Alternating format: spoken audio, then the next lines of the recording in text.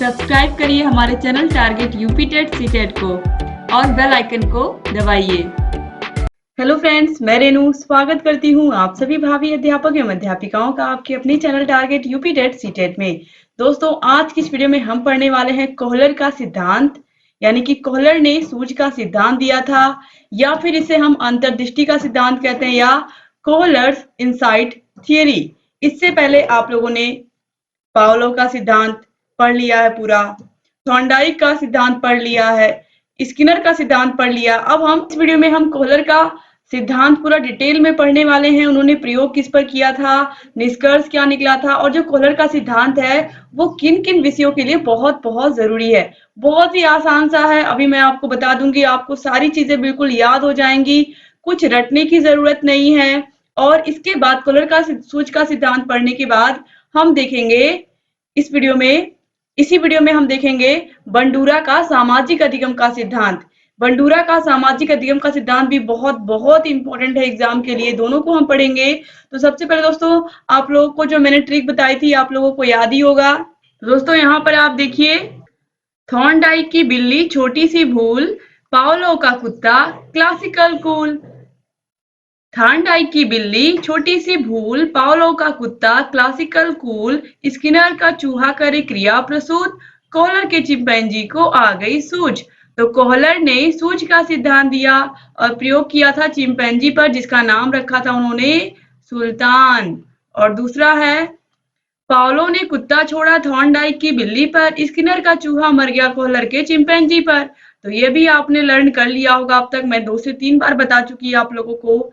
तो अब यहाँ पर चौथी बार इसको मैं बता रही हूँ, तो मुझे पूरा यकीन है कि आपको ये पूरा ट्रिक लर्न हो गया होगा।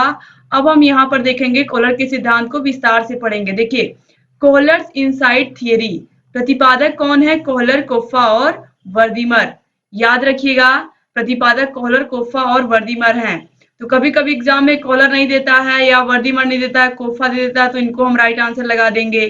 ठीक है, तो इस तरीके से भी एग्जाम में आता है क्वेश्चन, तो आपको याद होना चाहिए। और प्रयोग किसने किया था? कोहलर ने किया था, इसीलिए कोहलर का सूझ का सिद्धांत इस सिद्धांत को कहा जाता है। इसके बाद देखिए, प्रयोग व संप्रयोग कब किया था इन्होंने? तो प्रयोग 1912 में किया था, 1912 में किया था। दोस्तों याद रखिएगा 1912, और कहीं कहीं आपको 1913 भी मिलेगा, क्योंकि 1913 से लेकर के 1917 तक इन्होंने प्रयोग किया था।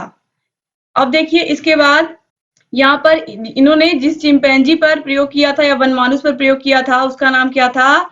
सुल्तान था।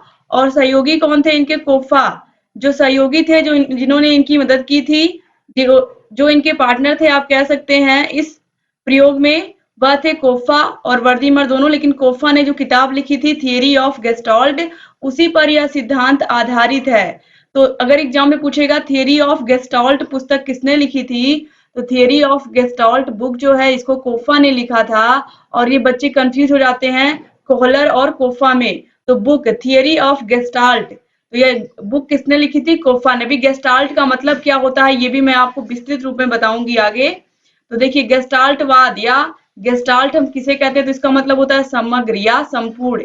संपूर्ण से अंश की ओर, आप लोगों ने शिक्षण सूत्र पढ़ा ही है, संपूर्ण से अंश की ओर या पूर्ण से अंश की ओर, बस वही चीज है ये। समग्र मतलब कोई भी चीज हम पूरी देखेंगे, पहले हम आधी नहीं देखेंगे। कोई समस्या हमारे सामने आ रही है तो उस समस्या का विस्तार से हम अध्ययन करेंगे। तो इस तरीके से इसका मतलब होता है कोई भी चीज को हम बिल्कुल पूर्णता के साथ संपूर्ण रूप में देखते हैं। अब देखिए, कोहलर के सिद्धांत के अन्य नाम क्या क्या हैं? तो इसे हम समग्राकृति का सिद्धांत भी कहते हैं, क्योंकि इसमें किसी भी समस्या को हम पूर्ण रूप से देखते हैं, फिर उसके हल को ढूंढने की कोशिश करते हैं। फिर गेस्टाल्ट सिद्धांत भी कहते हैं, या समग्र आपने देख ही लिया। फिर कोहलर का सिद्धांत और सूझ का सिद्धांत भी इसको कहते हैं। अब देखिए, इसके बाद गेस्टाल्टवादियों के अनुसार सीखना प्रयास व त्रुटि के द्वारा न होकर सूझ के द्वारा होता है। दोस्तों, जो गेस्टाल्टवादी थे यानी कि जो समग्रवादी थे, गेस्टाल्ट शब्द जो है, ये गेस्टाल्ट शब्द कहाँ से आया है? ये जर्मनी से आया है, ये जर्मन भाषा का शब्द है। और चूंकि जो कोहलर थे, कोफ्फा थे, वर्दीमर थे, ये कहाँ के थे? ये लोग कहाँ के थे? जर्मनी के थे। इसीलिए जो गेस्टाल्ट शब्द है ये जर्मन भाषा का शब्द है, और इसका मतलब होता है संपूर्ण यानी कि पूर्णता। तो इन्होंने कहा, कोहलर, कोफ्फा और वर्दीमर ने क्या कहा? इन्होंने कहा कि जो सीखना होता है, कोई व्यक्ति कुछ सीखता है तो वह प्रयास और त्रुटि के माध्यम से नहीं सीखता है, बल्कि वह अपनी सूझ के द्वारा, अपनी समझ के द्वारा, अपनी बुद्धि के द्वारा, अपनी कल्पना के द्वारा सीखता है। तो गेस्टाल्ट वादियों ने प्रयास एवं त्रुटि के सिद्धांत को नहीं माना। इन्होंने अपना क्या सिद्धांत दिया? सूझ का सिद्धांत दिया। इन्होंने कहा कि कोई भी व्यक्ति अपनी बुद्धि से, अपनी सूझ से, अपनी कल्पना से, अपनी दिमागी या मानसिक क्षमता से किसी भी प्रॉब्लम का सॉल्यूशन ढूंढ लेता है। तो इन्होंने इसको नहीं माना। तो प्रयास और त्रुटि का सिद्धांत किसने दिया था? थॉर्नडाइक ने दिया था, आपको पता है। और इसी से मिलता-जुलता स्किनर का सिद्धांत भी है और पाउलो का भी है। सभी आप देखो, चाहे थॉर्नडाइक का सिद्धांत देखो बिल्ली वाला, चाहे पाउलो का कुत्ते वाला देखो, या फिर आप स्किनर का चूहे वाला देखो, सभी में आपने एक चीज देखी होगी कि सभी में उन्होंने पहले प्रयास किया, फिर उन्हें सफलता मिली। लेकिन यहाँ पर आप देखिए, जो गेस्टाल्टवादी हैं, इन्होंने क्या कहा कि किसी भी समस्या का जो समाधान होता है वो हमारे सूझ के ऊपर निर्भर करता है कि हम कितना अच्छा सोच सकते हैं, कितनी हमारी कल्पना क्षमता है और कितना बेहतर हम कर सकते हैं। यह गेस्टाल्टवादियों ने माना। हम कुछ कार्यों को करके सीखते हैं और कुछ कार्यों को दूसरों को करते हुए देखकर सीखते हैं। कुछ काम ऐसे भी होते हैं जिन्हें हम बिना बताए ही अपने आप ही सीख जाते हैं। इस प्रकार के सीखने को हम सूझ द्वारा सीखना कहते हैं। तो यहाँ पर बताया गया है कि जो गेस्टाल्ट वादी थे, उन्होंने कहा कि हम कुछ-कुछ काम दूसरों को देख करके क्या करते हैं? सीखते हैं। जैसे कि आप किसी पार्टी में गए हो, किसी सार्वजनिक जगह पर गए हो, जो व्यक्ति जैसा कर रहा है आप कोशिश करते हो कि उसी तरीके का हम भी काम करें। या फिर आप देखिए, एक टीचर है, क्लास में पढ़ा रहे हैं, तो बच्चे भी कोशिश करते हैं कि हम भी अपने शिक्षक की तरह बने और जिस तरीके से वह बोलते हैं हम भी उनकी तरह बोलने का प्रयास करें। उन्हीं की तरह जिस तरीके से वह सारे सवालों को लगा लेते हैं अच्छे से, हम भी लगाने का प्रयास करें। तो यहाँ पर देखिए, यहाँ पर कहा गया है इस सिद्धांत में कि हम बहुत सारे कार्यों को दूसरों को देख करके, दूसरों को करते हुए देख करके हम सीख जाते हैं।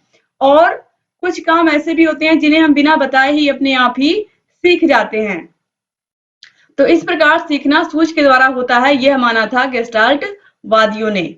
इसके बाद देखिए, सूझ से तात्पर्य अचानक उत्पन्न होने वाले एक ऐसे विचार से है जो किसी समस्या का समाधान कर दे। सूझ का मतलब क्या होता है कि एकाएक वह विचार आता है आपके दिमाग में और वो क्या कर देता है? आपकी समस्या को हल कर देता है। तो सूझ मतलब होता है कि कोई भी समस्या हमारे सामने है और उसका अचानक से हमने हल ढूंढ लिया। हम सोच रहे हैं हमारे पास कई सारे रास्ते हैं, लेकिन सबसे अच्छा रास्ता हमने अचानक से ही ढूंढ लिया। यही होता है सूझ का सिद्धांत। और सूझ हमें तभी आएगी जब हमारे सोचने समझने की, कल्पना करने की क्षमता बहुत अधिक होगी।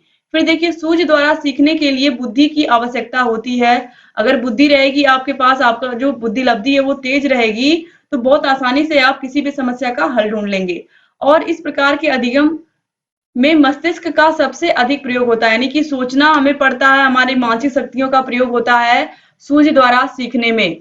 तो सूझ द्वारा सीखना जो होता है, इसमें बुद्धि की सबसे अधिक आवश्यकता होती है। इसीलिए जो कठिन विषय होते हैं, जैसे कि गणित हुआ, विज्ञान हुआ, यह जो सिद्धांत इन्होंने दिया था पाउलो ने, उन विषयों में ये बहुत उपयोगी होते हैं। चाहे रीजनिंग हो, रीजनिंग में तो आपको पता ही है कि सूझ ही काम आती है। तो इस तरीके से ये जो सूझ का सिद्धांत है, ये बहुत सारे विषयों में भी काम आता है। अब आप यहाँ पर प्रयोग जब पढ़ोगे तो आपको समझ में आएगा। बहुत बहुत आसान है प्रयोग। कॉलर ने एक पिंजड़े में एक सुल्तान नामक चिंपैंजी को क्या किया? बंद कर दिया, ठीक है। और उसको पिंजड़े में बंद कर दिया और पिंजड़े में 2 छड़ें इस प्रकार रखी गई थी कि उन्हें एक दूसरे में फंसाकर लंबा बनाया जा सकता था। तो इस प्रकार 2 छड़ें रखी हुई थी। कहाँ? इसी पिंजड़े के अंदर 2 छड़ रखी हुई थी और 2 छड़ों में इस तरीके से कुछ हुक बना हुआ था जिसमें एक दूसरे को फंसा करके इसे लंबा किया जा सकता था। अब देखिए, और पिंजड़े के बाहर केले इधर-उधर रखे थे। पिंजड़े के बाहर केले रखे हुए थे और केले कैसे मिलते उसको? अब जब पिंजड़े में बंद है तो केले उसको कैसे मिलेंगे? अब यहीं पर सूझ का सिद्धांत काम आएगा। अब देखिए, चिंपैंजी केलों तक पहुंच नहीं सकता था क्योंकि केले पिंजड़े के बाहर रखे थे और चिंपैंजी पिंजड़े के अंदर बंद था। केलों को देखकर चिंपैंजी उन्हें लेने का प्रयास करने लगा, किंतु बिना छड़ों की सहायता के उन्हें प्राप्त करना कठिन था। तो जैसे ही चिंपैंजी ने देखा केलों को, वह क्या किया? वह सोचा कि हम इसको खाएं, यानी कि उसको आप कह सकते हो इसमें भी कि उसको भूख लगी थी या उसका खाने का मन था केलों को। आपको पता है ये चिंपैंजी हो, बंदर हो, ये सब तो केला खाते ही हैं। तो यहाँ पर आप देखिए, जो चिंपैंजी था जिसका नाम सुल्तान था, ऑलरेडी मैं बता चुकी हूँ, तो यहाँ पर देखिए, जब उसने केलों को देखा तो वह सोचा कि मुझे ये केले चाहिए, या फिर ये कह सकते हैं कि मुझे इन केलों को खाना है। तो उसके दिमाग में ये बात आई, लेकिन वह यह नहीं समझ पा रहा था कि कैसे मैं इन केलों तक पहुंचूं, क्या उपाय करूं कि ये केले मुझे मिल जाए, मुझे खाने को मिल जाए। तो एकाएक चिंपैंजी की दृष्टि उन छड़ों पर गई, यानी कि पहले से ही पिंजड़े के अंदर ये 2 छड़ें रखी गई थी कॉलर के द्वारा इस पिंजड़े के अंदर। तो वह दिमाग लगा रहा क्या करूं, कैसे मुझे ये केले खाने को मिल जाए, वो सोच रहा है, क्योंकि सारे के सारे केले पिंजड़े के बाहर रखे हुए थे। तो उसने जैसे ही उन छड़ों को देखा, अब देखिए क्या होता है, उसकी दृष्टि छड़ों पर गई और उसने केलों और छड़ी के मध्य संबंध स्थापित कर लिया। उसने छड़ों को उठाया, अचानक दोनों छड़ों को उसने एक दूसरे में फंसाया और उन्हें लंबा कर लिया, और उन छड़ों की सहायता से छड़ों को उसने एक दूसरे में फंसाया और उन्हें लंबा कर लिया, और उन छड़ों की सहायता से केलों को अपनी ओर खींचकर प्राप्त कर लिया। तो फाइनली जो चिंपैंजी था उसको केले मिल ही गए। जब उसने देखा, जब उसे भूख लगी तो फिर उसने सोचा कि मुझे केले खाने चाहिए। तो केले कैसे मिलेंगे, क्योंकि केले तो पिंजड़े के बाहर थे। तो फिर अचानक से उसने देखा कि पिंजड़े में 2 छड़ रखे हुए हैं और वह आपस में जुड़ सकते हैं, तो उसने उनको जोड़ा। क्योंकि यहाँ पर आपको मैंने बताया कि इस तरीके से आपस में इनको हम जोड़ सकते थे, यहाँ पर इस तरीके से हुक बने हुए थे, उसमें फंसा करके वह बड़े हो सकते थे, यानी कि उनको लंबा किया जा सकता था। तो इस तरीके से छड़ों को जोड़ करके आपस में उसने केलों को प्राप्त कर लिया। तो अचानक से उसके दिमाग में ये बात आई ना, देखिए चिंपैंजी के इस कार्य से सिद्ध हुआ कि उसमें सूझ थी, जिससे उसने अपने लक्ष्य को प्राप्त किया। तो यहाँ पर बताया गया है कि जो चिंपैंजी था, कहीं ना कहीं उसको अचानक से ही सूझ आई कि मैं इन छड़ों को लंबा करके इन केलों को प्राप्त कर सकता हूँ। तो देखिए, वनमानुष के समान बालक और व्यक्ति भी सूझ द्वारा सीखते हैं। सूझ का आधार कल्पना है। जिस व्यक्ति में कल्पना शक्ति जितनी अधिक होगी, उसमें सूझ भी उतनी ही अधिक होगी, इसलिए उसे सफलता भी अधिक मिलती है। बड़े-बड़े दार्शनिकों, इंजीनियरों, वैज्ञानिकों की सफलता का रहस्य उनकी सूझ ही है। यानी कि यहाँ पर कहा गया है कि जो सूझ आई है, वह उसका आधार क्या है? कल्पना है। यानी कि आप कितना सोच सकते हो, आपकी बुद्धि कहाँ तक जा रही है। यहाँ पर दार्शनिकों को कहा गया है कि कोई थॉट दिमाग में आ गया, या इंजीनियर है, यहाँ पर भी इनको बहुत सारी चीजें करनी होती है। इंजीनियर केवल एक तरीके के तो होते नहीं है, अलग अलग कोई घर बनाता है, कोई किसी कंपनी में है। तो इस तरीके से यहाँ पर इनके दिमाग में भी अचानक से ही कोई प्लान आता है, और वह प्लान क्या कर जाता है, वह आगे चल करके बहुत बड़ी कंपनी बना देता है। और जैसे कि आप लोगों ने देखा ही है, बहुत सारी बड़ी बड़ी कंपनियां हैं आज के समय में, उनका आधार क्या था? कल्पना ही था। आज आप जिस सोशल नेटवर्किंग साइट्स पर पढ़ रहे हो हमसे, ये भी किसी ना किसी ने कल्पना ही की थी, और आज ये कितना बड़ा प्लेटफॉर्म बन चुका है, आपको बताने की जरूरत नहीं है दोस्तों। तो इस तरीके से कहीं ना कहीं एक आइडिया, कहते नहीं है एक आइडिया जो बदल दे आपकी जिंदगी, तो इस तरीके से यहाँ पर सूझ एक आइडिया ही है, जो क्या कर देता है, यहाँ पर जो चिंपैंजी है उसको इन केलों को दिला देता है। कौन? उसका सूझ, यानी कि उसी सोचने समझने की कल्पना या क्षमता। अब देखिए, कोहलर के सिद्धांत का शिक्षा में क्या महत्व है? तो यह सिद्धांत गणित जैसे कठिन विषयों के लिए अत्यंत उपयोगी है। आप सवाल लगा रहे हो अचानक से, आपको उसका आंसर नहीं पता है, या कैसे आपको फॉर्मूला तो पता है लेकिन आंसर नहीं आ रहा है। आपने कोशिश की और आपने दिमाग लगाया कि कहाँ पर मैं गलती कर रहा था, आपको वो गलती पकड़ में आ गई, तो आसानी से आप पूरे के पूरे सवाल को सॉल्व कर लोगे। यानी कि यहाँ पर गणित के जो कठिन सवाल है उनको भी हम सूझ की मदद से, अपने बुद्धि की मदद से, अपनी कल्पना क्षमता की मदद से हम क्या कर सकते हैं, गणित के कठिन सवालों को भी हम सॉल्व कर सकते हैं। तो इसे इसे भी हमने सूझ के सिद्धांत के अंतर्गत ही रखा है। तो देखिए, यह सिद्धांत रटने का विरोध करता है, यह रटने का बिल्कुल विरोध करता है। यह समझने पर बल देता है, तर्क, चिंतन, कल्पना शक्ति आदि का विकास करता है। चाहे गणित विषय हो, चाहे विज्ञान हो, ये जो विषय है ये रटने का घोर विरोध करते हैं। ये कहते हैं, ये क्या कहते हैं, यह तर्क करने की बात कहते हैं, चिंतन सोचने समझने की बात करते हैं, कल्पना करने की बात करते हैं, लेकिन रटने की बात नहीं करते हैं। क्योंकि गणित विषय ऐसा जिसको आप रट नहीं सकते, जिसमें आपको समझना ही होता है।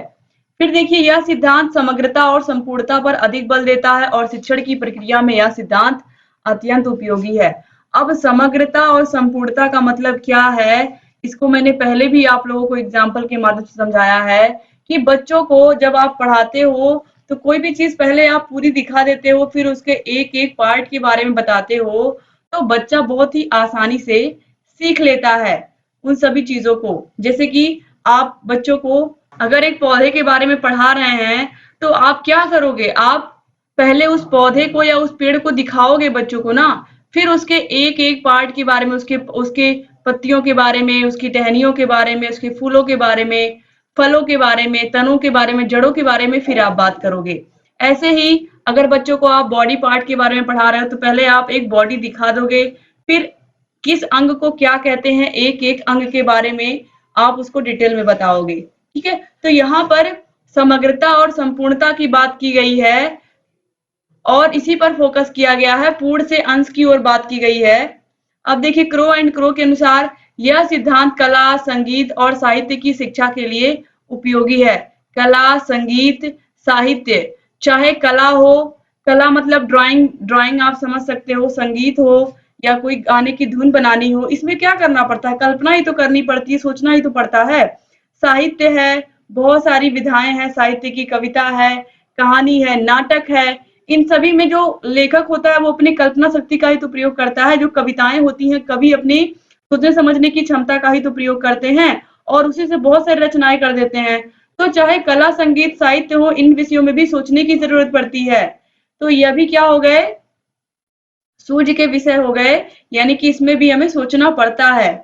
क्योंकि आप देखिए कोई कोई आर्टिस्ट होता है जो ड्राइंग बनाने वाला, वो इतनी अच्छी ड्राइंग बना देता है, वो अपनी कल्पना शक्ति से उसमें बहुत सारी चीजें कर देता है, यानी कि इसे हम क्रिएटिविटी भी कह सकते हैं।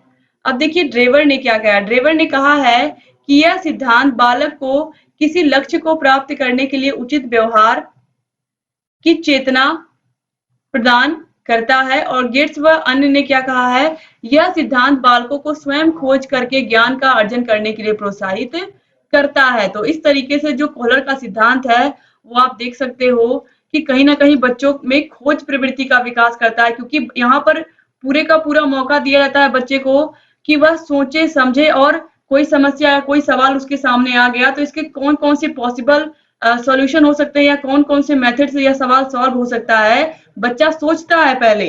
तो इस तरीके से सोचना या जो सूझ होता है, फिर अचानक से उसे समझ में आता है कि सबसे आसान तरीका तो ये है। तो इस तरीके से यहाँ पर सोचने समझने को, बच्चे की मानसिक क्षमता को, बच्चे की बुद्धि को बहुत अधिक महत्व दिया गया है सीखने में।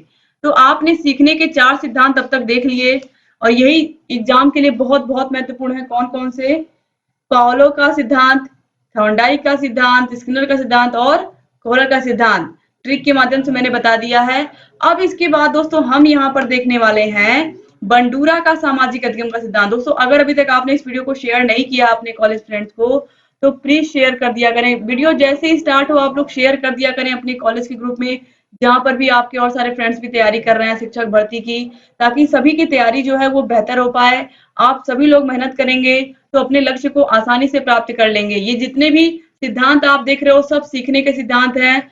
और अब इसके बाद देखिए सामाजिक अधिगम का सिद्धांत, सबसे ज्यादा उपयोगी अगर मैं कहूँ तो ये जो आप सिद्धांत पढ़ने जा रहे हो सामाजिक अधिगम सिद्धांत है।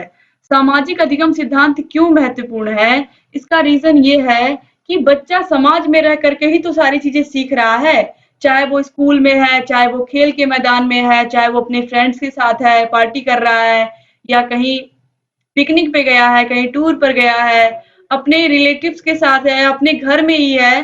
तो बच्चा सामाजिक अधिगम यानी कि बच्चा सबसे कुछ ना कुछ सीखता रहता है। अधिगम मतलब सीखना होता ही है। तो समाज से वह क्या क्या सीखता है, किस तरीके से जो दूसरे व्यक्ति व्यवहार करते हैं उसका उसके ऊपर क्या प्रभाव पड़ता है, या जो हम फिल्में देखते हैं या कहानियां, नाटक टीवी में या टेलीविजन पर जो भी सारी चीजें देखते हैं उनका हमारे जीवन पर क्या प्रभाव पड़ता है, यही बताया है बंडूरा ने। तो बंडूरा का सामाजिक अधिगम का सिद्धांत ये बहुत प्रैक्टिकल है। अभी आप पढ़ोगे इसको तो प्रैक्टिकली आपको लगेगा इसमें तो कुछ भी याद करने की जरूरत नहीं है। देखिए इस सिद्धांत को दिया किसने था, अल्बर्ट बंडूरा ने दिया था। एग्जाम में कई बार पूछा है कि सामाजिक अधिगम का सिद्धांत किसने दिया था, तो सामाजिक अधिगम का सिद्धांत बंडूरा ने दिया था। यानी कि हम अपने आसपास के लोगों से जो सारी चीजें सीखते हैं वो सामाजिक अधिगम का सिद्धांत ही कहलाता है। ये कहाँ के निवासी थे? कनाडा के निवासी थे और इन्होंने सिद्धांत 1977 में दिया था और इन्होंने बुक लिखी थी social foundation thought and action. Social foundation thought and action. अब देखिए, समाज द्वारा मान्य व्यवहार को अपनाने तथा अमान्य व्यवहार को त्यागने के कारण ही यह सामाजिक अधिगम सिद्धांत कहलाया। दोस्तों, यहाँ पर देखिए समाज किस प्रकार के व्यवहार को मान्य करता है। आप लोगों को पता ही है कि हम किसी भी कंट्री में रह रहे हैं तो वहाँ के जो नियम कानून होते हैं वो अलग-अलग होते हैं। वहाँ की सोसाइटी होती है, वहाँ के लोगों की सोच और संस्कृति जो होती है वो अलग-अलग होती है। हमारे अपने ही देश की अगर मैं बात करूँ तो हमारे देश में अलग-अलग संस्कृति के लोग रहते हैं, अलग-अलग त्योहार होते हैं, अलग-अलग कहीं न कहीं लोगों का जो व्यवहार होता है वो भी डिफरेंट होता है अलग-अलग जगहों पर। तो यहाँ पर दोस्तों, यहाँ पर देखिए समाज ने कौन-कौन से व्यवहार को मान्य करता है। जैसे कि अगर मैं बात करूँ तो हमारे देश में जो ड्राइविंग है वो हमें हमें क्या बताता है शुरू से कि हमें सड़क के बाएं साइड चलना चाहिए। तो ये हमारे हमारे बनाए गए नियम है पूरे देश में। इसके अलावा जैसे कि चोरी करने की अलग सजा है या किसी किसी को धमकी देने की अलग सजा है। तो यहाँ पर समाज द्वारा मान्य व्यवहार क्या है? आप सभी के साथ ईमानदारी से रहो, सभी के साथ मित्रवत रहो, सभी से अच्छा व्यवहार करोगे आप, तो ये मान्य व्यवहार होगा। अब आप लोगों से झगड़ा करते हुए चलोगे, लोगों को परेशान करते हुए चलोगे, लोगों को धमकी देते हुए चलोगे और आप अपनी गाड़ी हमेशा सड़क के दाहिने साइड से लेके चलोगे, तो इससे क्या होगा? तो ये समाज द्वारा मान्य व्यवहार है? कोई इसको एक्सेप्ट कर पाएगा? कोई नहीं कर पाएगा। तो दोस्तों, यहाँ पर देखिए कहा गया है कि समाज जिन व्यवहारों को मान्य करता है वह क्या होते हैं? वही सामाजिक सिद्धांत होते हैं, या फिर आप ये कह सकते हो कि समाज द्वारा बनाए गए नियम होते हैं। अगर हम उनको फॉलो करते हैं तो वो सामाजिक अधिगम का सिद्धांत कहलाएगा और अगर उन नियमों को हम फॉलो नहीं करते हैं यानी कि वह व्यवहार करते हैं जो समाज द्वारा अमान्य है, तो यह क्या होगा? यह सामाजिक रूप से स्वीकार कोई भी स्वीकार नहीं करेगा इसको, क्योंकि यह समाज ने इसको क्या कहा है? अमान्य व्यवहार कहा है। तो हमें क्या करना है? यहाँ पर बंडूरा ने यही बताया है कि जो समाज द्वारा अपनाए गए, समाज द्वारा मान्य व्यवहार हैं, उनको हमें अपनाना चाहिए, उनको अपने जीवन में शामिल करना चाहिए। ये किसने कहा है? बंडूरा ने कहा है। अब देखिए इसके बाद यहाँ पर देखिए सामाजिक अधिगम का अर्थ क्या होता है? अब यहाँ पर इन्होंने बताया है दूसरों को देखकर उनके अनुरूप व्यवहार करने के कारण व दूसरों के व्यवहार को अपने जीवन में उतारने तथा समाज द्वारा स्वीकृत व्यवहारों को धारण करने तथा अमान्य व्यवहारों को त्यागने के कारण ही सामाजिक अनुभव हैं। यहाँ पर कहा गया है कि ये क्या है? सामाजिक अधिगम क्या है? एक प्रकार से सामाजिक अनुभव है। अनुभव का मतलब है, जैसे मैंने कहा कि आप कोई फिल्म देखते हो, कोई मूवी देखते हो, टेलीविजन पर कोई कार्यक्रम देखते हो, तो आप उसमें से जो सबसे अच्छा कैरेक्टर है, कोई हीरो है या हीरोइन है, उसके अंदर जो भी आप सोचते हो कि मैं उसी की तरह बनूं, उसी की तरह सही से काम करूं, ईमानदारी से अपना काम करूं और लोग भी मुझे पसंद करेंगे और लोग मेरी बात को मानेंगे भी। तो समाज द्वारा ये क्या है? मान्य व्यवहार है। अब कोई भी मूवी देखेगा तो कोई विलन तो बनना चाहता नहीं है, क्योंकि उसका काम क्या होता है? लोगों को मारना, लोगों को परेशान करना, लोगों को धमकी देना। तो ये क्या समाज एक्सेप्ट करेगा इस तरीके का व्यवहार? तो समाज इस तरीके का व्यवहार नहीं एक्सेप्ट करेगा। तो जो समाज जो जिस तरीके का व्यवहार एक्सेप्ट करता है वही होता है सामाजिक अधिगम का सिद्धांत, यानी कि वह समाज एक्सेप्ट कर रहा है। अगर आप अच्छे से रहोगे, अच्छा काम करोगे तो समाज उसको एक्सेप्ट करेगा। अगर आप सोशल वर्क कर रहे हो, साफ सफाई करवा रहे हो, अपने आसपास लोगों की मदद कर रहे हो, तो ये क्या है? ये सामाजिक अधिगम है। आप किसी ना किसी को देख करके आपके अंदर ये प्रेरणा आई ना कि मुझे भी जीवन में लोगों की सहायता करनी चाहिए, लोगों के काम आना चाहिए। अगर किसी को मेरी मदद की जरूरत है तो मुझे मदद करनी चाहिए। तो ये सब क्या है? ये सब सामाजिक अधिगम है, यानी कि समाज में रह करके ही हम अच्छी चीजें सीखते हैं। तो यहाँ पर जो अच्छी चीजें हैं उनको समाज एक्सेप्ट करता है, जो खराब है उनको त्यागने को कहता है, यानी कि उनको हमें छोड़ना चाहिए। यही बात यहाँ पर कही गई है। अब बंडूरा ने जो प्रयोग किया था अब हम उसको देखेंगे यहाँ पर। तो बंडूरा ने दो प्रयोग किया था। एक किया था बार्बी डॉल पर, जिसको हम गुड़िया कह सकते हैं, और दूसरा जीवित जोकर पर, यानी कि कोई व्यक्ति है उसको जोकर के कपड़े पहना दिए, जोकर की टोपी लगा दी और उसको कहीं पर बिठा दिया। अब कहाँ पर बिठाया है अभी विस्तार से मैं आपको इसमें बताऊंगी। अब सबसे पहले जो पहला प्रयोग किया था बंडूरा ने वो किया था गुड़िया पर, यानी कि एक डॉल पर प्रयोग किया था उन्होंने। और क्या प्रयोग किया था? बंडूरा ने एक निर्जीव गुड़िया पर एक प्रयोग किया। उसने बगीचे में उसको क्या किया? रख दिया, यानी कि एक गार्डन में ले गया। बंडूरा ने उस गुड़िया को उठाया और उसको कहाँ ले गया? एक गार्डन में या एक बगीचे में ले गया और वहां पर उसने रख दिया। और एक एक औरत आती है या एक लेडी आती है और लगातार उसको हाथ पैर से बहुत बहुत मारती है, क्या करती है, उस गुड़िया पर बहुत वार करती है, उसको हाथ से पैर से सबसे बहुत मारती है और उसको बहुत सारे अपशब्द भी बोलती है और उसको बहुत ज्यादा उल्टा सीधा शब्द भी बोल देती है, यानी कि बहुत बुरा भला भी बोलती है। अब बंडूरा ने क्या किया, इसको रिकॉर्ड कर लिया। तो आपने देखा क्या हुआ, एक औरत है, एक गार्डन में एक गुड़िया रखी हुई है और उस गुड़िया को एक औरत जाती है और उसको बहुत मारती है हाथ से पैर से और उसको बहुत ज्यादा अपशब्द बोलती है या गलत वर्ड्स का यूज करती है या बुरा भला कहती है। ठीक है, अब देखिए, अब बंडूरा ने क्या किया, इसको रिकॉर्ड कर लिया और इसको उसने 50 अपने 50 स्टूडेंट्स को दिखाया, 50 विद्यार्थियों को दिखाया इस फिल्म को।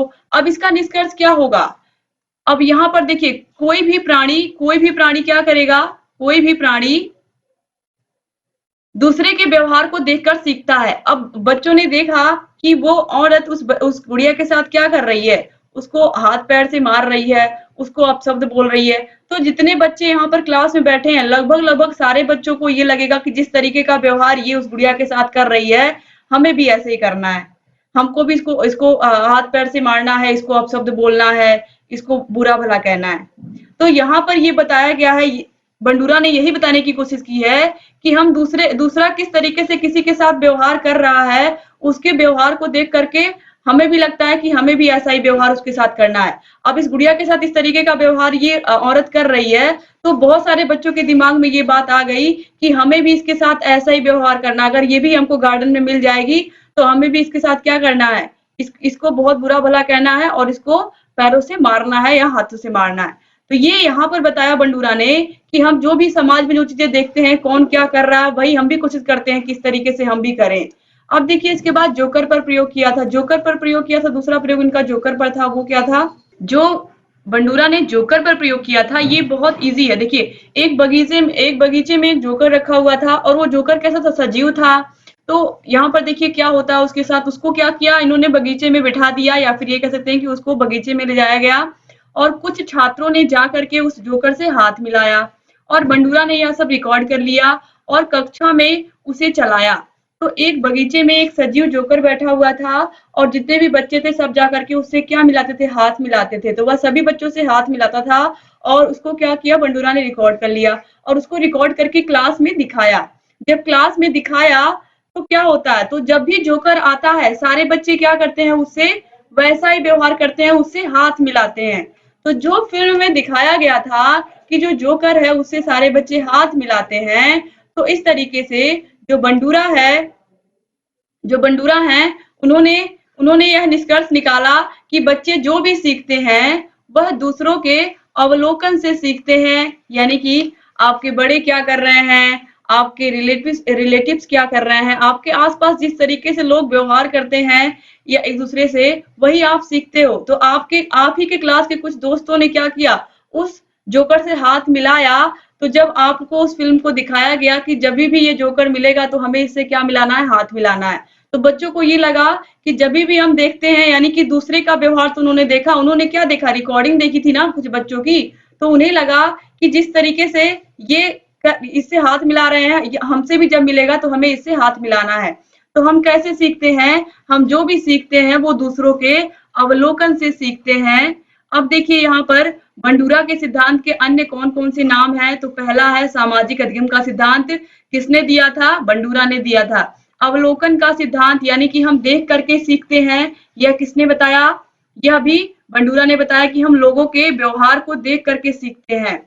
जैसे कि अभी मैंने आपको एग्जाम्पल के माध्यम से बताया था, जैसे हम कोई फिल्म देखते हैं, कोई मूवी देखते हैं, तो उसमें जिस तरीके से जो कैरेक्टर आपको सबसे अच्छा है, लगता है, सबसे ज्यादा पसंद है, आप उसी के तरीके से बनने की कोशिश करते हैं, उसी के तरीके से बोलने की कोशिश करते हैं और आपको लगेगा कि अगर इस तरीके का व्यवहार हम करेंगे तो समाज इस व्यवहार को एक्सेप्ट करेगा।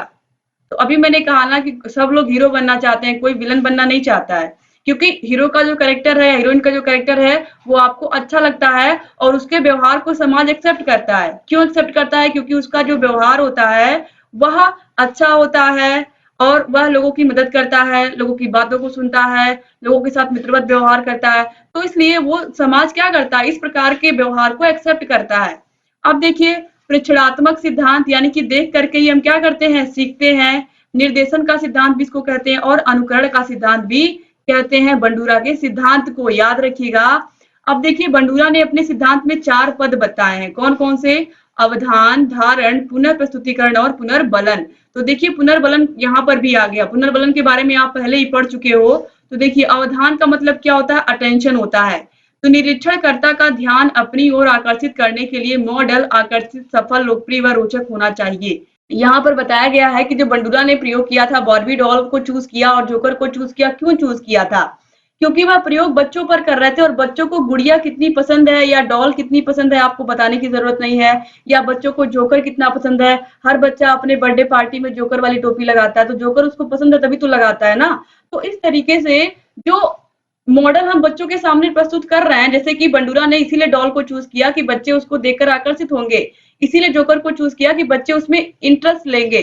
तो यहाँ पर कहा गया है कि बंडूरा ने जो सिद्धांत में 4 पद बताया उसमें पहला यही बताया है कि जिस भी मॉडल के बारे में, जिस भी आदर्श के बारे में आप बता रहे हो, बच्चे उसके बारे में रुचि ले रहे हैं या नहीं ले रहे हैं। आप किसी देशभक्त के जीवन के बारे में बता रहे हैं, महात्मा गांधी के बारे में बता रहे हैं या सुभाष चंद्र बोस के बारे में बता रहे हैं, ऐसे हीरो को आपने चूज किया है कि उसके जीवन को बच्चे जानने के लिए बिल्कुल उत्सुक रहें।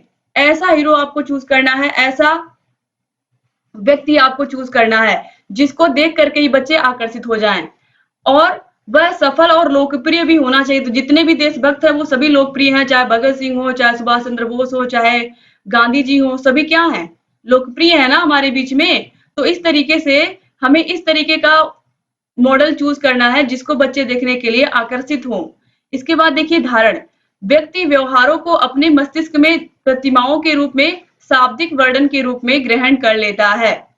तो यहाँ पर बताया गया है कि हम जो कुछ भी शिक्षक बताते हैं या जैसे कि बंडूरा ने प्रयोग किया था, तो जब हम उन व्यवहारों को सीख लेते हैं तो उसको क्या कर लेते हैं? अपने मस्तिष्क में हम स्थापित कर लेते हैं प्रतिमाओं के रूप में, और उसका हम शाब्दिक वर्णन कर लेते हैं। यानी कि हमने किसी भी देशभक्त के जीवन के बारे में पढ़ा तो उसका फिगर सबसे पहले हमारे दिमाग में आएगा, यानी कि उनका चेहरा। महात्मा गांधी जैसे ही आप शब्द बोलोगे तो उनका चित्र आपके दिमाग में बन जाएगा, यानी कि उनकी प्रतिमा आपके दिमाग में बन जाएगी। तो इस तरीके से हम किसी के भी व्यवहार के बारे में, किसी भी व्यक्ति के बारे में बात करते हैं तो उस व्यक्ति का चेहरा हमें सबसे पहले याद आता है। तो यहाँ पर भी यही बात कही गई है कि पहले हम उस मॉडल की बात करेंगे, फिर जब हम उसके बारे में जान लेंगे तो जैसे ही अगर हमसे कोई उनके बारे में पूछेगा तो सबसे पहले उनका चेहरा ही हमारे दिमाग में आएगा। अब देखिए इसके बाद है पुनः प्रस्तुतिकरण, तीसरा है, जिसको हम ध्यान से देखकर धारण करते हैं और धारण करने के बाद पुनः उसका प्रस्तुतिकरण करते हैं, वही होता है पुनः प्रस्तुतिकरण। यानी कि हमें कोई टीचर ने कोई चीज सिखाई है, कोई चैप्टर पढ़ाया है, हमने उस चैप्टर को पूरा सीख लिया है। अब अगर उस चैप्टर के बारे में कोई हमसे कहेगा कि इस चैप्टर की कहानी तुम पूरी सुनाओ, ये जो चैप्टर टीचर ने पढ़ाया है आप पूरा सुनाओ, तो क्या आप सुना जाओगे? बिल्कुल, क्योंकि आपने उस कहानी को बहुत ही मन से अच्छे से सुना है। तो आप वो किसी के भी सामने आप उस कहानी को पूरा डिटेल में बता सकते हो। फिर है पुनर्बलन। पुनर्बलन के बारे में तो बताने की जरूरत नहीं है, आप लोगों ने बहुत अच्छे से सीखा था और आप लोगों को वो चैप्टर अच्छा भी लगा था। तो पुनर्बलन यानी कि रीइंफोर्समेंट, और रीइंफोर्समेंट कब होता है? जब भी हम कोई अच्छा काम करते हैं तो टीचर हमें शाबाशी देते हैं, हमें पुरस्कार देते हैं। तो यही क्या है? पुनर्बलन है। यानी कि अच्छा काम करने पर उस काम को और प्रोत्साहित किया जाता है शिक्षकों के माध्यम से। अब देखिए जहां सकारात्मक पुनर्बलन मिलने पर हम उस कार्य को दोबारा करेंगे और नकारात्मक पुनर्बलन मिलने पर हम उस व्यवहार को दोबारा नहीं करेंगे। जैसे कि कोई मूवी दिखाई गई है और उसमें किसी ने किसी को धमकी दी, किसी ने किसी को चाकू मार दिया, तो वहां पर क्या होगा? जो व्यक्ति गलत करेगा उसको पुलिस ले जाएगी, उसको जेल में बंद कर देगी। तो ये बच्चों को जब आप शुरू से ये सारी चीजें बताओगे कि अगर तुम गलत काम करोगे तो गलत काम का गलत नतीजा होगा, और इसका जो पुरस्कार है आपको अच्छे काम पर ही मिलेगा। अगर आपने गलत काम किया तो आपको जेल जाना पड़ेगा। ये जब बच्चों को शुरू से बताया जाएगा, तो जो बंडूरा है इन्होंने सामाजिक अध्ययन के सिद्धांत में यही तो बताया कि अगर आप अच्छा काम करोगे तो आपको पुरस्कार मिलेगा। आप क्लास में मेहनत करके बच्चा फर्स्ट आएगा तो उसको तो टीचर पुरस्कार देंगे ही। किसी प्रतियोगिता में फर्स्ट आएगा कि आपने बहुत अच्छा काम किया है तो सरकार आपको प्रोत्साहित करेगी, सरकार आपको स्कॉलरशिप देगी। और अगर आपने खराब काम किया है तो फिर उसके लिए तो जेल बनी ही है।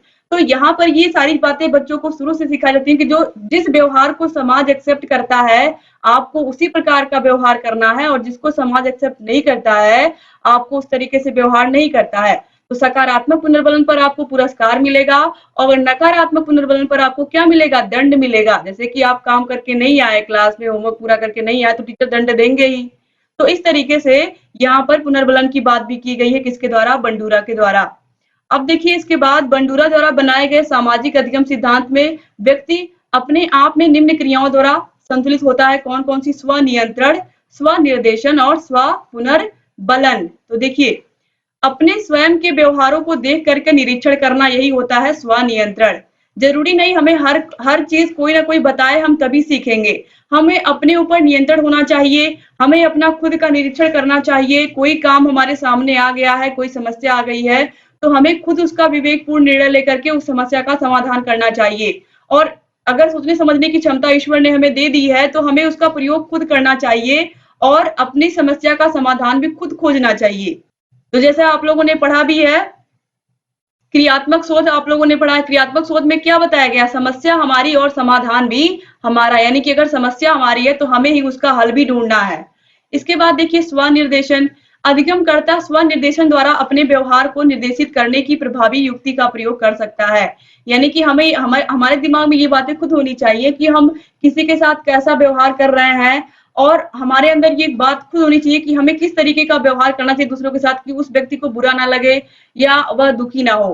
तो हमें अपने आप को खुद इंस्ट्रक्शन देना चाहिए कि किस तरीके से हमें समाज में रहना है, कैसे लोगों से व्यवहार करना है।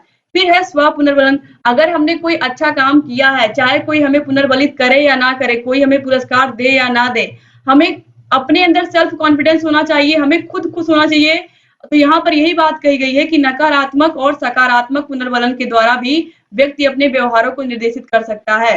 तो यहाँ पर वही फिर नकारात्मक और सकारात्मक पुनर्बलन की बात आई है। लेकिन अभी मैंने कहा कि ऐसा नहीं है अगर आप अच्छा काम कर रहे हो आपको कोई पुरस्कार देगा तभी आपको लगेगा कि हाँ आपने कोई अच्छा काम किया। ऐसा बिल्कुल नहीं है। जरूरी नहीं कि हमें हमेशा अच्छा काम करने पर पुरस्कार ही मिले, लेकिन पुरस्कार चाहे मिले चाहे ना मिले, लेकिन हमारे अंदर एक आत्मसंतुष्टि होगी। हमने किसी की हेल्प की या हमने कोई अच्छा काम किया तो हमारे अंदर से खुद एक खुशी आएगी या हम खुद अपने अंदर ही खुश रहेंगे कि हाँ हमने कुछ अच्छा काम किया।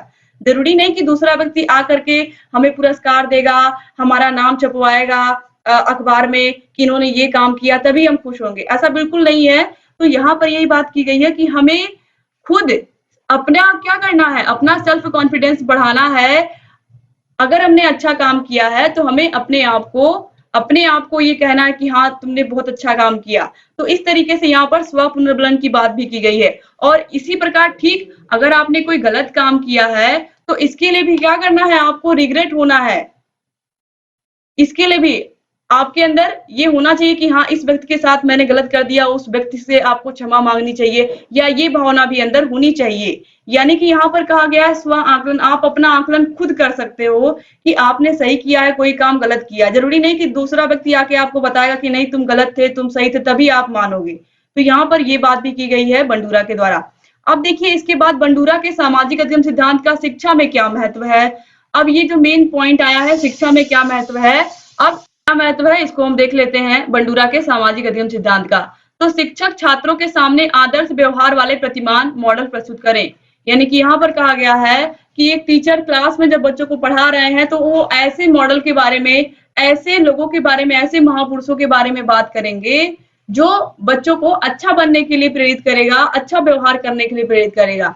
अब देखिए बुरे व्यवहार की उपस्थिति ना होने दे। बुरे व्यवहार की उपस्थिति ना होने दे इसका मतलब यही है कि बच्चों के अंदर बुरे व्यवहार का मतलब अगर बच्चों को क्लास में आप पढ़ा रहे हो तो मेनली होता क्या, बच्चे ने किसी का सामान चोरी कर लिया, किसी बच्चे की किसी से लड़ाई हो गई, तो ये सब व्यवहार क्लास में ना होने दे। फिर अध्यापक विकास दृढ़ करने वाले संदेश देकर वह अन्य व्यक्तियों की सफलताओं को दिखाकर तथा स्वयं के अनुभवों द्वारा विद्यार्थियों में आत्मचिंतन तथा स्व प्रभावशीलता का विकास कर सकते हैं। यहाँ पर वही बताया गया है, फिर वही चीज बताई बंडूरा ने कि अगर आप जीवन में अच्छा काम कर रहे हो और अगर कोई व्यक्ति अच्छा काम उसने जीवन में किया है और जिसको आप बच्चों को बता सकते हैं, जिससे बच्चे भी प्रेरित हो, जैसे कि आप महापुरुषों की कहानियां, देशभक्तों की कहानियां बता सकते हैं। किसी ऐसे व्यक्ति की कहानी चूज करिए जिसको सुन करके बच्चे आत्मविश्वास से ओतप्रोत हो जाएं और उन्हें भी मन करे कि हमें भी इसी व्यक्ति की तरह बनना है। तो ऐसे व्यक्तियों को चूज करें अध्यापक और अपने जीवन का भी आदर्श प्रस्तुत करें, क्योंकि एक शिक्षक का आदर्श होना बहुत जरूरी है, क्योंकि शिक्षक के व्यवहार को ही बच्चे क्या करते हैं, फॉलो करते हैं। फिर है स्वनियंत्रण की विधि अपनाएं, यानी कि स्वनियंत्रण की विधि अपनाएं। इसका क्या मतलब है? इसका मतलब यही है कि बच्चों को स्वनियंत्रण, यानी कि अब किसी बच्चे ने किसी को हार्म पहुंचाया, फिर ये कहें कि किसी बच्चे की किसी से लड़ाई हो गई और इस तरीके से हुई कि एक बच्चे ने दूसरे को पीट दिया, तो अब दूसरा बच्चा भी उसको पीट देगा, तो फिर सामाजिक अध्ययन का मतलब क्या रह जाएगा? तो यहाँ पर इस बात का भी ख्याल रखना है कि बच्चों के अंदर स्वनियंत्रण, अगर किसी ने किसी को कुछ बुरा कहा तो वह शिक्षक से आके बताए, ना कि दोनों आपस में ही लड़ जाएं। तो ये बात होनी चाहिए, बच्चों के अंदर ये भावना भी आनी चाहिए, और यह सामाजिक अध्ययन के सिद्धांत के द्वारा ही बच्चों को सिखाई जा सकती है। तो इस तरीके से आज की वीडियो में आप लोगों ने कोहलर का सिद्धांत पूरा देखा और फिर बंडूरा का सामाजिक अध्ययन का सिद्धांत। तो सूझ का सिद्धांत और सामाजिक अध्ययन का सिद्धांत दोनों आप लोगों ने पढ़ा। उम्मीद करती हूँ कि आप लोगों को ये वीडियो पसंद आई होगी और आप लोग इसको अपने कॉलेज फ्रेंड्स को जरूर शेयर करेंगे। यहाँ आई बटन पर क्लिक करके आपको सारे के सारे वीडियोस की लिंक मिल जाएगी। पिछली वीडियोस अगर आपने नहीं देखी है तो आप लोग प्लीज देख लीजिए दोस्तों, क्योंकि आपकी तैयारी बेहतर हो इसी के लिए सारे नोट्स आपके लिए बनाए जा रहे हैं, तैयारी की जा रही है। और आपको हर विषय की नोट्स हम बिल्कुल फ्री देंगे, हर विषय की पीडीएफ बिल्कुल फ्री मिलेगी आपको टेलीग्राम चैनल पर। टेलीग्राम चैनल को अगर आपने ज्वाइन नहीं किया है तो प्लीज आप ज्वाइन कर लीजिए। डिस्क्रिप्शन बॉक्स, कमेंट बॉक्स, दोनों जगह आपको टेलीग्राम की लिंक मिल जाएगी। और टेलीग्राम पर जा करके टारगेट यूपी टेट सीटेट अगर आप सर्च करोगे तो भी आपको येलो कलर का टीयूसी लिखा हुआ लोगो मिल जाएगा, वहां पर जा करके भी आप ज्वाइन कर सकते हो। तो इस तरीके से आप चैनल को ज्वाइन कर लीजिए और सारे वीडियोस को देखिए। डिस्क्रिप्शन बॉक्स, कमेंट बॉक्स में ऑल सब्जेक्ट की लिंक मिल जाएगी। बिना कोचिंग की तैयारी आप कैसे कर सकते हैं इसके बारे में भी मैंने वीडियो बनाई है, तो आप उसको भी देखिए। और जहां कहीं कोई भी समस्या आ रही है हमसे बताइए। दोस्तों अगर चैनल को सब्सक्राइब नहीं किया तो प्लीज सब्सक्राइब कर दीजिए, बगल में घंटी का निशान है उसको भी प्रेस कर दीजिए, ताकि जो भी नई वीडियोस हम बनाते हैं उसका नोटिफिकेशन आपके पास समय से जाए और आप बिना मिस किए हमारे सारे वीडियोस को ऐसे ही देखते रहें। दोस्तों चैनल से बने रहिए, सारे वीडियोस को देखते रहिए, और कोई भी समस्या आए किसी भी सब्जेक्ट में आप कमेंट बॉक्स में कमेंट करके हमें बताइए। लगातार आपके लिए वीडियोस लेकर के हम आ रहे हैं और आगे भी आते रहेंगे। हमारा एक ही सपना है, आप सभी को शिक्षक बनते हुए देखना, आप सभी के सपने को साकार करना, और लगातार इसके लिए भी हम प्रयासरत हैं। आप लोग भी मेहनत करते रहिए, आपके लिए रेगुलर वीडियोस हम लेकर के आते रहेंगे। जो मनोविज्ञान या बाल विकास विषय जो आप पढ़ रहे हो, इसको सबसे इजी बना दूंगी मैं। जब तक आपका एग्जाम होगा उससे पहले इतनी वीडियोस आपको मैं दे दूंगी, इतनी प्रैक्टिस करा दूंगी कि आपके इसमें बहुत बहुत अच्छे स्कोर आएंगे। तो आप चैनल से बने रहिए और सारे वीडियोस को देखते रहिए, और कोई भी समस्या आ रही है तो आप हमसे तुरंत बताइए। तो उम्मीद करती हूँ दोस्तों आप लोगों को वीडियो पसंद आई होगी और आप लोग इस वीडियो को जरूर शेयर करेंगे और चैनल से बने रहेंगे। जय हिंद दोस्तों।